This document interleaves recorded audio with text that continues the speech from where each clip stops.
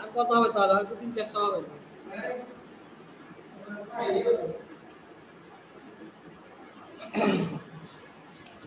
প্রিয় শিক্ষার্থীরা, যে যেখানে আছো সুস্থ আছো সুন্দর আছো এই কামনা করে মহান সৃষ্টিকর্তা রব্বুল আলামিনের কাছে আর তোমাদের দোয়ায় আমিও ভালো আছি। আল্লাহ তাআলার হাজার শুকরিয়া। আজকে সপ্তম শ্রেণী বিজ্ঞান, আজকে আমি আলোচনা করব তোমাদের দ্বিতীয় অধ্যায়। স্যার আসসালামু আলাইকুম। ওয়ালাইকুম আসসালাম। প্রিয় শিক্ষার্থীরা, আজকে আমি আলোচনা করব উদ্ভিদ ও প্রাণী কোষীয় সংগঠন, দ্বিতীয় অধ্যায় পার্ট 1 থেকে 2। দেখো যে আজকে আমি দ্বিতীয় অধ্যায় আলোচনা করব যে পার্ট উদ্ভিদ ও প্রাণী কোষীয় সংগঠন, পার্ট 1 ও 2। একটি উদ্ভিদ কোষের বর্ণনা। প্রথমে জানি, দেখো যে প্রতিটি জীব এক বা একাধিক কোষ নিয়ে গঠিত। আমরা সবাই জানি যে প্রত্যেকটা জীবের এক বা একাধিক কোষ নিয়ে গঠিত। একটি আদর্শ উদ্ভিদ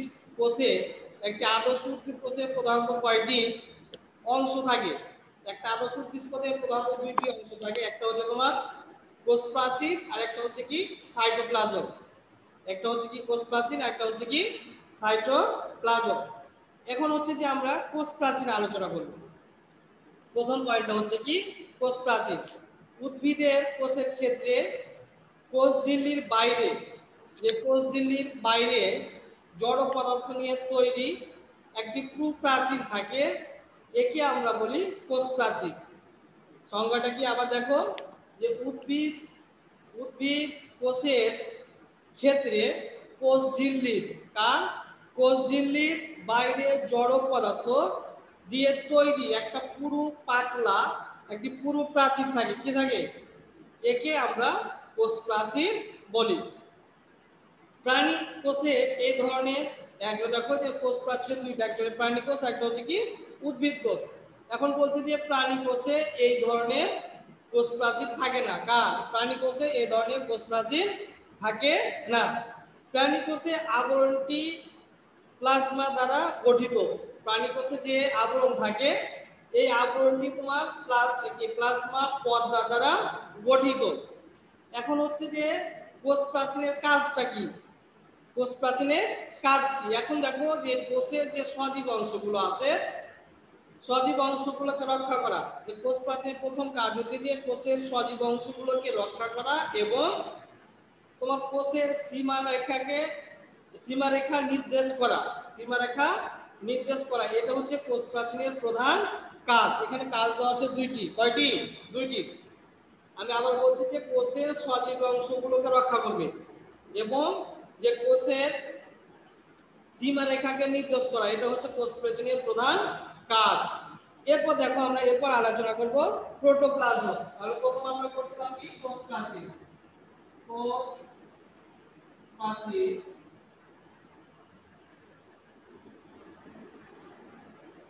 এরপর দুই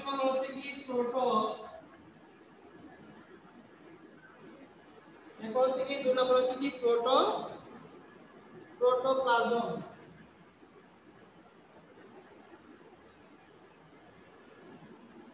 দেখো তাহলে প্রথম আমরা কোষ প্রাচীরটা আলোচনা করে ফেলছি। এবার হচ্ছে কি প্রোটোপ্লাজম। দেখো যে প্রোটোপ্লাজম কোষের তরল জেলির মতো আঠালো দানাদার বর্ণহীন সজীব অংশ। তাহলে আমরা প্রোটোপ্লাজম কাকে বলবো?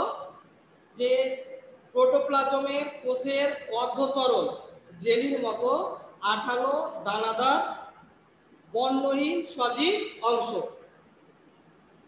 প্রোটোপ্লাজমে নানাবিধ বিক্রিয়ার ফলে জীবের বৈশিষ্ট্যগুলো কি হয়?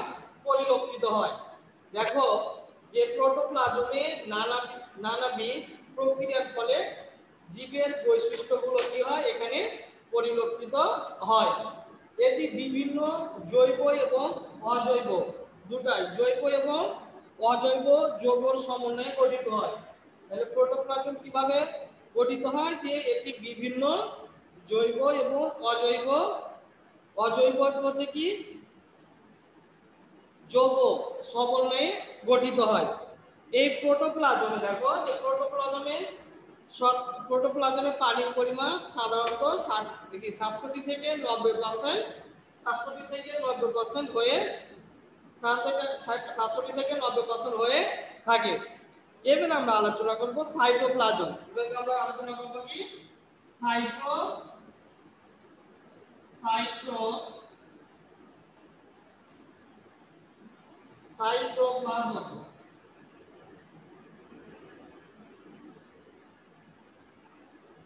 এবার আমরা আলোচনা করব কি সাইটোপ্লাজম। কি সাইটোপ্লাজম।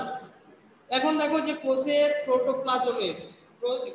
প্রোটোপ্লাজমে নিউক্লিয়াসের বাইরে, আমি আবার বলছি, দেখো যে কোষের প্রোটোপ্লাজমে নিউক্লিয়াসের বাইরে জেলির মতো অংশকে, তোমাদের আমি এখানে চিত্রটা আঁকলে ভালো হতো, কিন্তু সময় সাপেক্ষের কারণে চিত্রটা এখানে আঁকা হয়নি। দেখো যে কোষের প্রোটোপ্লাজমে নিউক্লিয়াসের বাইরে জেলির মতো অংশগুলোকে বলা হয় সাইটোপ্লাজম। কি বলা হয়? সাইটোপ্লাজম। সাইটোপ্লাজমের একটি আদর্শ কোষে সাধারণত 7টি অঙ্গাণু থাকে। কয়টি? 7টি। কয়টি? একটি হচ্ছে কি প্লাস্টিড, তারপর হচ্ছে কি মাইটোকন্ড্রিয়া, গলজি বডি, তারপর হচ্ছে এন্ডোপ্লাজমিক জালিকা, রাইবোজোম, লাইসোসোম এবং হচ্ছে তোমার কি সেন্ট্রিওল। এরপর হচ্ছে দেখো, এরপর হচ্ছে তোমার কোষ গহ্বর।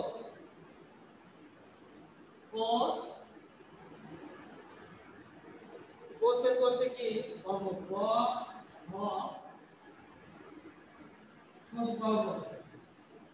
এখন দেখো এই কোষ গহ্বরের কাজটা কি?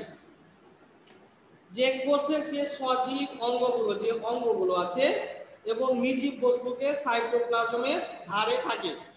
তাহলে এটা কোথায় থাকে কোষ গহ্বর? দেখো তাহলে এখানে দুইটার মাঝে একটা হচ্ছে যে কোষের সজীব অংশ এবং নির্জীব কোনটা? নির্জীব বস্তু সমূহ সাইটোপ্লাজমের ধারে থাকে। এই দুইটার মাঝে তোমার কি করে? অবস্থান করে। উদ্ভিদ কোষের নির্জীব বস্তুর মধ্যে আছে বিভিন্ন রকমের সঞ্চয়িত পদার্থ, বজ্র পদার্থ এবং রক্ষিত পদার্থ। এই পদার্থগুলো কোষগহ্বরের ভিতরে কি করে? অবস্থান করে। প্রাণী কোষে সাধারণত কোষগহ্বর থাকে না। আমরা আগেই বলেছিলাম যে প্রাণী কোষে সাধারণত কোষগহ্বর থাকে না। তবে কোনো কোষে যদি থাকে, তবে তার আকারটা হয় অনেক ছোট, তার আকৃতিটা হয় কি অনেক ছোট। উদ্ভিদ কোষে কোষগহ্বর থাকে অনেক বেশি। এই কারণে উদ্ভিদ কোষ নিউক্লিয়াসের এক পাশে এবং প্রাণী কোষের মাঝে থাকে। তাহলে এটা কোন জায়গায় অবস্থান করে দেখো। তাহলে এই কারণে বলছি যে উদ্ভিদ কোষে নিউক্লিয়াসের এক পাশে এবং প্রাণী কোষের নিউক্লিয়াসের মাঝে এই কোষগহ্বর তোমার কি করে? অবস্থান করে। যে বলছে উদ্ভিদ কোষের এক পাশে এবং প্রাণী কোষের মাঝখানে তোমার কি করে? এই কোষগহ্বরটা অবস্থান করে। এখানে নানা প্রকার জৈব অ্যাসিড, লবণ, আমিষ ইত্যাদি কোষ গহ্বরে দ্রবীভূত অবস্থায় থাকে। দেখো এখন আমরা আলোচনা করব এরপর দেখো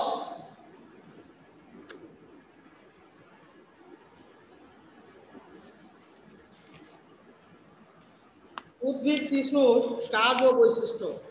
পার্ট 6 এবং 7। পার্ট 6 ও 7 দেখো উদ্ভিদ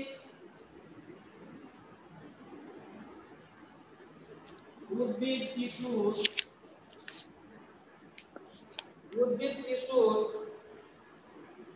বৈশিষ্ট্য ও কাজ। এখন দেখো আমরা আলোচনা করব পার্ট 6 এবং 7 উদ্ভিদ টিস্যুর বৈশিষ্ট্য এবং কাজ। যে উদ্ভিদ টিস্যুর বৈশিষ্ট্য কি এবং এগুলো আমাদের কি কাজ করে। জীবদেহে এককোষী বা বহুকোষী হতে পারে। দেখো যে জীবদেহ আমরা আগে বলেছিলাম যে এককোষী এবং বহুকোষী হতে পারে। যেসব জীবদেহে একটি মাত্র কোষ নিয়ে গঠিত তারাকে আমরা এককোষী বলি, এবং একমাত্র কোষ নিয়ে গঠিত যেমন পুষ্টি, রেচন, শোষণ ইত্যাদিও উদ্ভিদ ইত্যাদি যাবতীয় জৈবিক কাজগুলো কি করে তারা সম্পাদন। বহুকোষীয় নিয়ে গঠিত জীবদেহকে বহুকোষী জীব বলা হয়। অর্থাৎ যেগুলো বহুকোষ, একটা কোষ নিয়ে থাকলে বলে আমরা এককোষী, এবং একের অধিক নিয়ে গঠিত কোষকে আমরা বলি বহুকোষী। বহুকোষী জীবদেহে গঠনকারী টিস্যুগুলোর মধ্যে একদিকে যেমন শ্রেণীবিন্যাস করে, ওই শ্রেণীবিন্যাস ঘটায়, তেমনি অপর দিকে কি করে তারা শ্রম বিভাজন করে। তাহলে বহুকোষী টিস্যু দুইটা কাজ করে। কয়টি? দুইটি। একটা হচ্ছে যে জীবদেহের বহুকোষী গঠনকারী টিস্যু, জীবদেহের বহুকোষী গঠন টিস্যুর মধ্যে একদিকে কি করে শ্রেণীবিন্যাস ঘটায় এবং অপর দিকে তারা শ্রম বিভাজন করে। কি করে? শ্রম বিভাজন করে।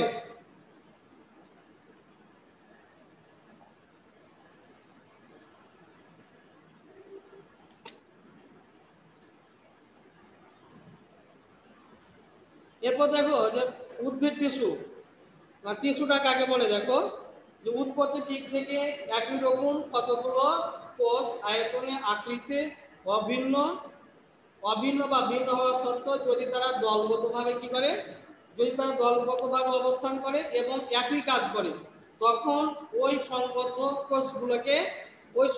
কোষগুলোকে আমরা টিস্যু বলে থাকি। এবার হচ্ছে কি উদ্ভিদ টিস্যু। উদ্ভিদ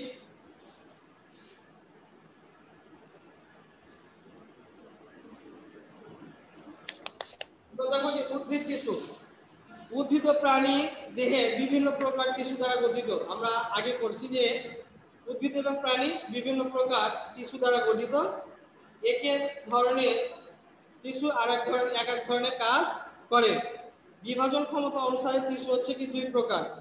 তাহলে দেখো যে বিভাজন ক্ষমতা অনুসারে টিস্যু হচ্ছে দুই প্রকার। বিভাজন ক্ষমতার উপর ভিত্তি করে টিস্যু হচ্ছে দুই প্রকার। একটা হচ্ছে ভাজক টিস্যু,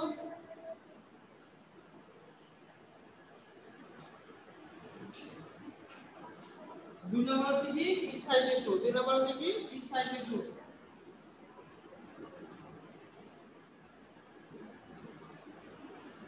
দেখো যে বিভাজন ক্ষমতার উপর ভিত্তি করে টিস্যু হচ্ছে তোমার দুই প্রকার। একটা হচ্ছে তোমার ভাজক টিস্যু আর একটা হচ্ছে কি স্থায়ী টিস্যু। এখন ভাজক টিস্যু কি দেখো যে উদ্ভিদের যেসব টিস্যু কোষ বিভাজন ক্ষমতা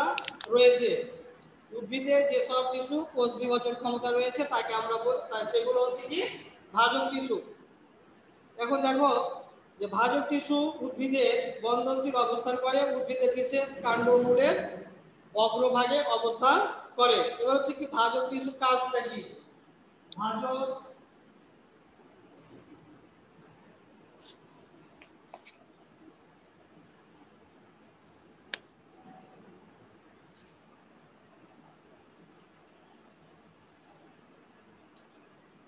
এখন দেখো যে ভাজক টিস্যুর কাজ কি?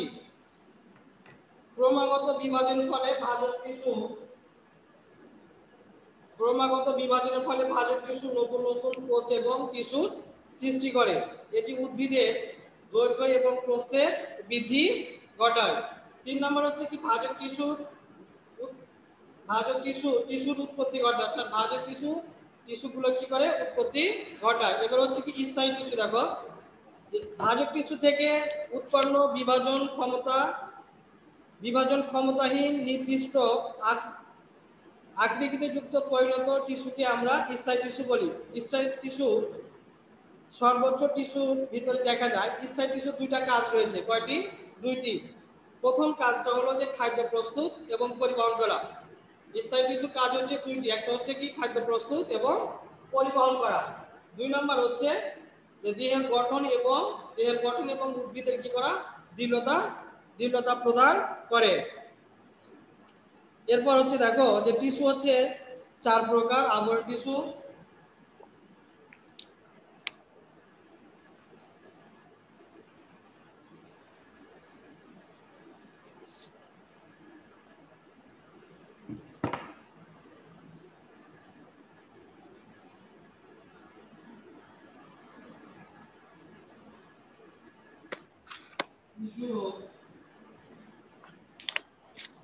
সাধারণত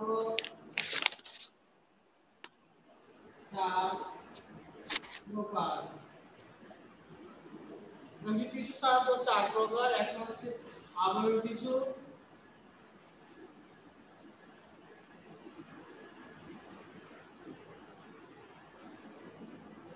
2 নাম্বার হচ্ছে যোজক টিস্যু,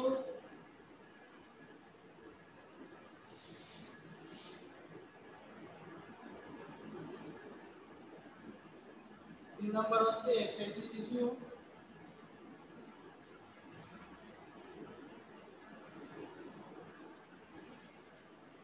4 নাম্বার হচ্ছে কি স্নায়ু টিস্যু।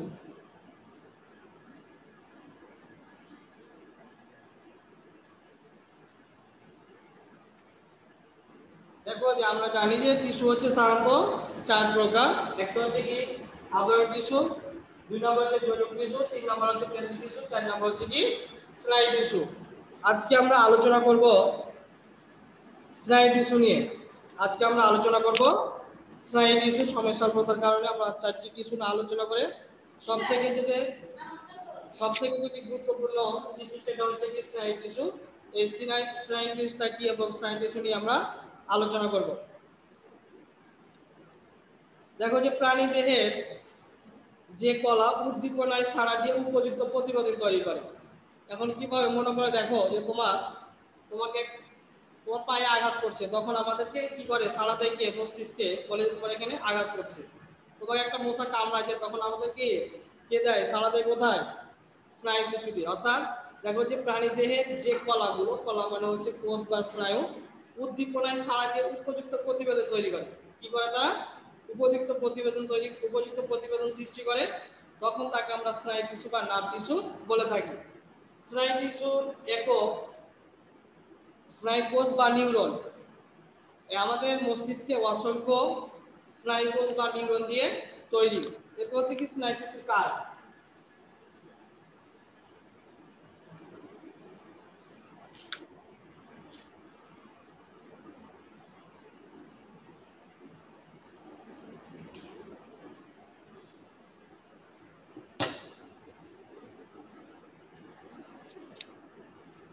স্নায়ু টিস্যুর কাজ। দেখো যে স্নায়ু টিস্যু কি কাজগুলো করে। এখানে দেখো যে দেহের বিভিন্ন ইন্দ্রিয় সংবেদন গ্রহণকারী অঙ্গ থেকে গৃহীত উদ্দীপনাগুলো কি করে? মস্তিষ্কে পৌঁছায়। এটা হচ্ছে কি 1 নম্বর কাজ।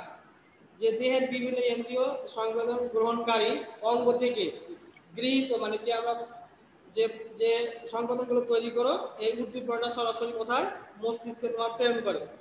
2 নম্বর হচ্ছে দেহের কার্যকর অংশ এবং উদ্দীপনায় সাড়া দেয়। যেমন তোমরা আমি আগে বলছি, যেমন দেখো যে মশা কামড়ালে এই অনুভূতি মস্তিষ্কে পাঠায়, তখন মস্তিষ্ক হাতকে কথা জানায় যে তখন হাত মশা কি মারার চেষ্টা করে। তখন আমি আগে উদাহরণ দিলাম যে যদি আমাদের কোনো মশা কামড়ায়, আমরা কি করি? আঘাত করি। তখন একটা মস্তিষ্ক কি করে? মস্তিষ্ক বলে তুমি ওই মশাটাকে মারার চেষ্টা করো। এরপর হচ্ছে উদ্দীপনা ও ঘটনাকে স্মৃতিতে ধারণ করে রাখে। এরপর হচ্ছে যে দেহের বিভিন্ন শারীরবৃত্তিক কাজের মধ্যে আমাদের যে শরীরের ভিতরে যে কাজের বিভিন্ন মধ্যে সমন্বয় সাধন করে, অর্থাৎ একাধিক কাজগুলো তারা সমন্বয় সাধন করে। এগুলো হচ্ছে কি কাজ। প্রিয় শিক্ষার্থীরা, তোমাদেরকে এখন বাড়ির কাজ দেওয়া হবে। তোমরা খাতা কলম বের করে এবং সৃজনশীল প্রশ্নটা উঠিয়ে নেবে।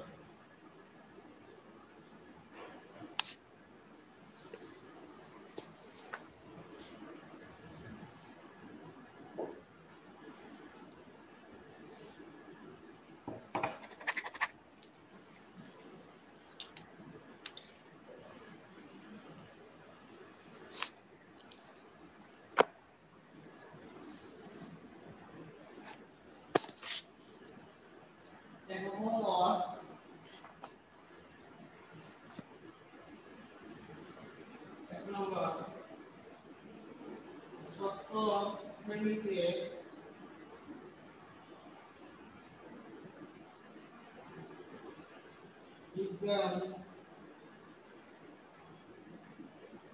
বিজ্ঞানের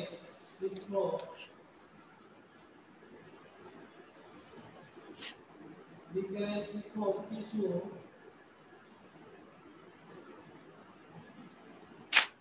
কিছু পড়াতে গিয়ে বললেন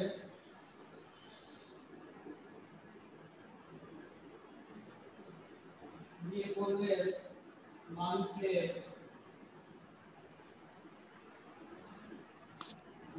মস্তিষ্ক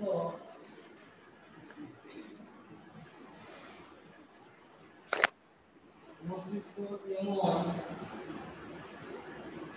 এই ধরনের এক ধরনের কোষ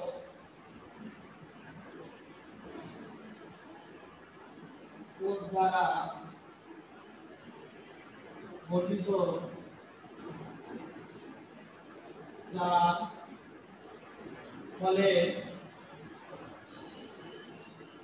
ফলে মানুষ উদ্দীপনায়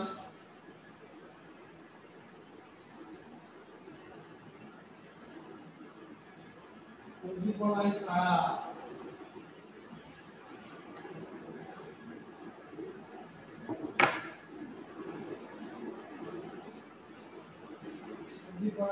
দিয়ে উপযুক্ত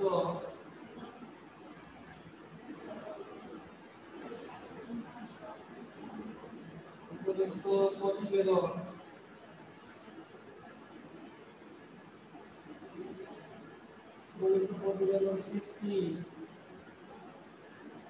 সৃষ্টি করে এবং বিভিন্ন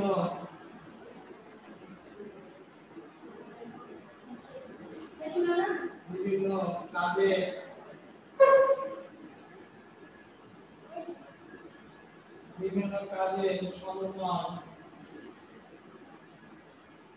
সমন্বয় সাধন করে।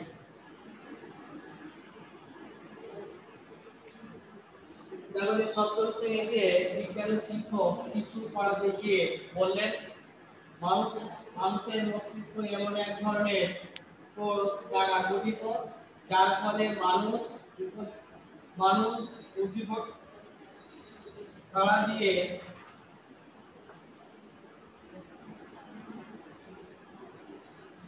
দিয়ে উপযুক্ত প্রতিবেদন সৃষ্টি করে এবং বিভিন্ন কাজের মধ্যে সমন্বয় সাধন করে। 5 নম্বর প্রশ্ন,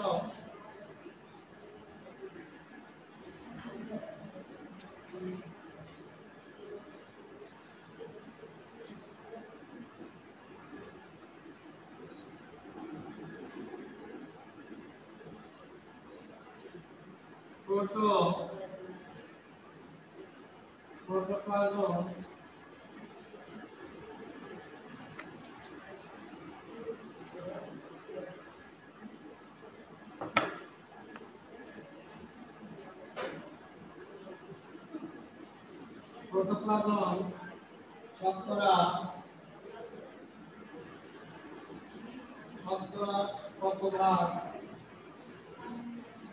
কত ভাগ পানি থাকে? প্রোটোপ্লাজমে শতকরা কত ভাগ পানি থাকে? 6 নম্বর স্নায়ু কলা দুইটি বৈশিষ্ট্য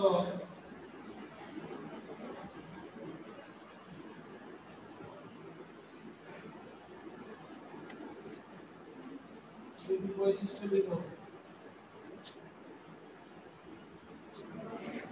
6 নম্বর শিক্ষকের উল্লেখিত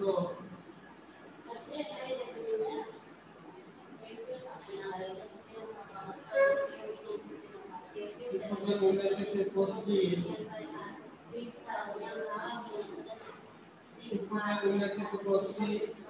চিত্র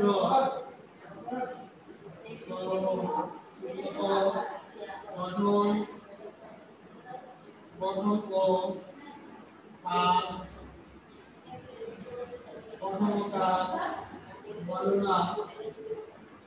বর্ণনা করবে। 9 নম্বর মানুষের মানুষের শ্রেষ্ঠতর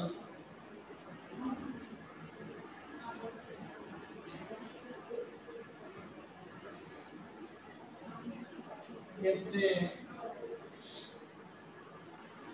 উক্ত গোষ্ঠীর দ্রুত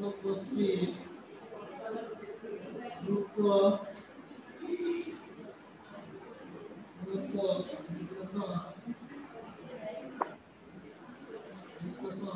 করো।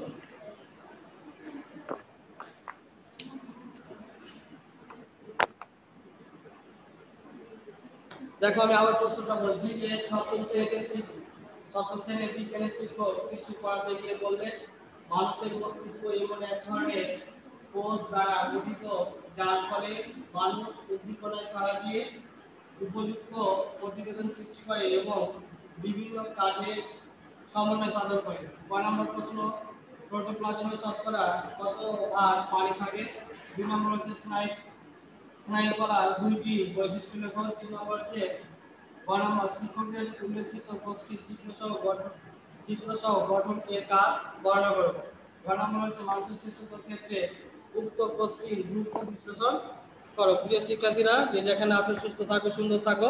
আর ঋতু পরিবর্তন হয়েছে, তোমরা বাসায় থাকো, বাইরে ঘোরাঘুরি করবে না, ঠান্ডা পানি খেয়ে না, আর ভালোভাবে পড়ালেখা করো। এই বলে আমি আজকে বক্তব্য শেষ করছি। আল্লাহ হাফেজ, আসসালামু আলাইকুম। আসসালামু আলাইকুম। আসলে